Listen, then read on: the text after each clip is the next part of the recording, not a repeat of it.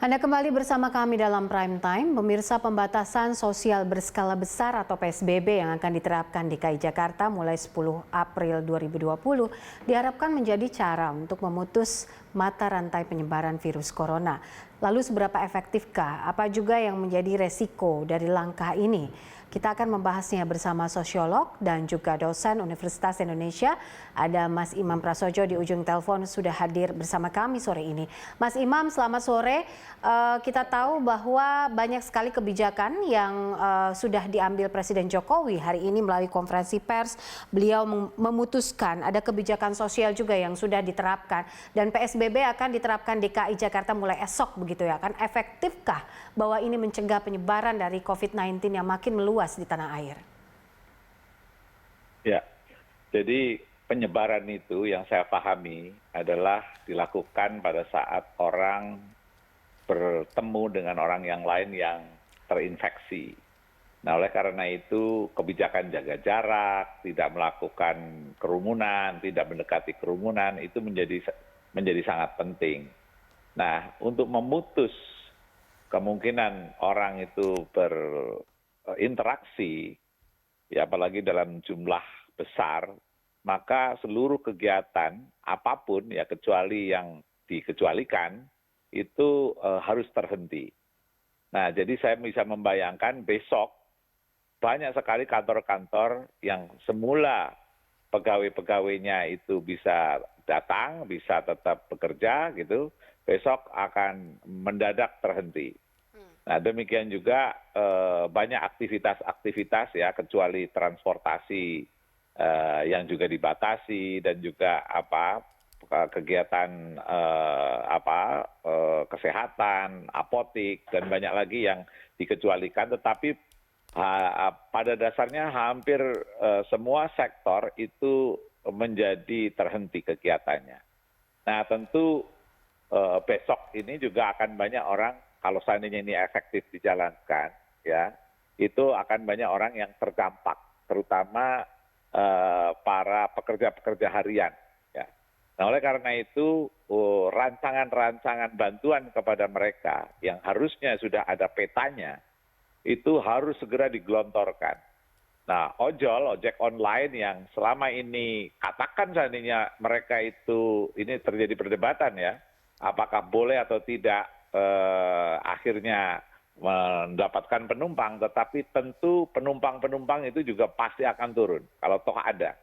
Nah, oleh karena itu orang-orang seperti ini, ya para pekerja ini harus dialihkan fungsinya. Misalnya adalah menjadi para pekerja yang mengantarkan barang-barang. Nah, saya tahu bahwa PD Pasar Jaya harusnya sudah menyiapkan itu paket-paket yang harusnya bisa segera diantar dan menjadi bagian dari pekerjaan ojek online. Kementerian Sosial hari ini saya mendengar juga sudah melakukan semacam uji coba lah gitu ya, dengan mengantarkan 200.000 paket kepada keluarga-keluarga prasejahtera. Nah, kalau semua apa yang dilakukan ini berjalan dengan baik, maka gejolak tidak akan muncul. Tetapi kalau upaya-upaya bantuan yang harusnya sudah disiapkan dan sayangnya baru saja diucapkan oleh Presiden ya, itu harusnya cepat dilakukan sehingga dampak-dampak dari penghentian interaksi, penghentian kegiatan di perkantoran, di banyak perkantoran itu tidak berdampak kepada mereka yang paling terdesak. Oke. Kalau dilihat dari apa yang diputuskan hari ini oleh Presiden Jokowi, tentu saja ada banyak sekali soal bantuan sembako untuk Jakarta, Jabodetabek, kemudian juga luar Jabodetabek, kemudian juga ada dana desa yang sebagiannya dikucurkan untuk membantu masyarakat begitu jika dilakukan PSBB ini. Dan tadi juga Presiden sempat mengemukakan ada informasi soal Polri yang juga akan melaksanakan program keselamatan begitu. Ini adalah kombinasi antara bansos dan juga pelatihan begitu, Mas Imam. Seberapa efektif bahwa ini bisa dilakukan di masyarakat? Saya membayangkan bagaimana sistemnya begitu. Saya membayangkan apakah ini akhirnya nanti tidak menimbulkan gejolak yang luar biasa ketika misalnya ada masyarakat yang datanya tidak ada begitu di Pemda setempat. Ya, jadi sebetulnya persiapan simulasi seperti ini harusnya lebih intensif. Tapi sudahlah, ya kita menatap ke depan ya. Mungkin kita bisa menggunakan data-data yang selama ini saya yakin sudah ada juga di Kementerian Sosial misalnya. Tapi data misalnya yang dimiliki PLN, ya para pelanggan yang memiliki rumah dengan pelanggan 450 volt atau 900 misalnya ya, yang mereka jadi sasaran untuk mendapatkan bantuan. Mungkin itu bisa dijadikan peta dasar, tapi itu harus diverifikasi. Nah, kemudian para lurah ya, RT, RW, para aktivis, champion-champion ada di lapangan, petugas kemanusiaan, NGO, itu semua harus bergerak serentak melakukan upaya verifikasi itu. Nah, sehingga dana-dana pemerintah yang sudah dijanjikan akan disalurkan itu bisa cepat untuk bisa disalurkan. Tapi bayangan saya itu pasti akan ada jeda. Nah, oleh karena itu, untuk menutup jangan sampai terlalu lama jedanya, masyarakat sekitar juga harus ikut melihat kanan kiri, tetangga-tetangga mereka. Jangan sampai mereka itu kelaparan, jangan sampai mereka itu menjadi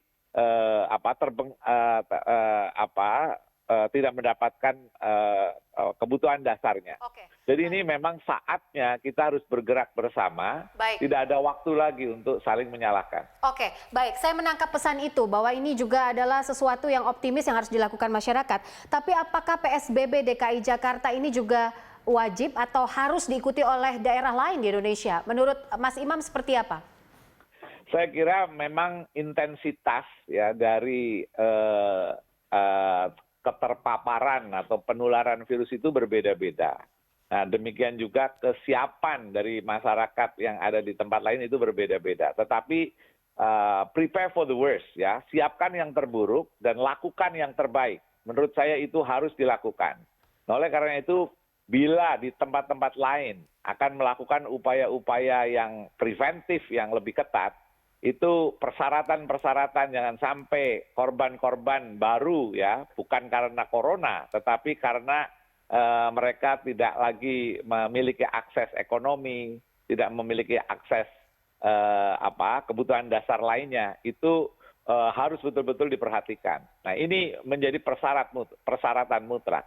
Apabila itu dilakukan pembatasan dan berdampak kepada masyarakat yang paling bawah dan kemudian tidak ada solusi, maka yang akan terjadi seperti yang terjadi di India. Dan ini tidak kita inginkan. Baik. Terima kasih Mas Imam untuk informasinya. Terima kasih juga untuk waktunya di sini. Pemirsa, demikian sosiolog dan juga dosen Universitas Indonesia Imam Prasojo.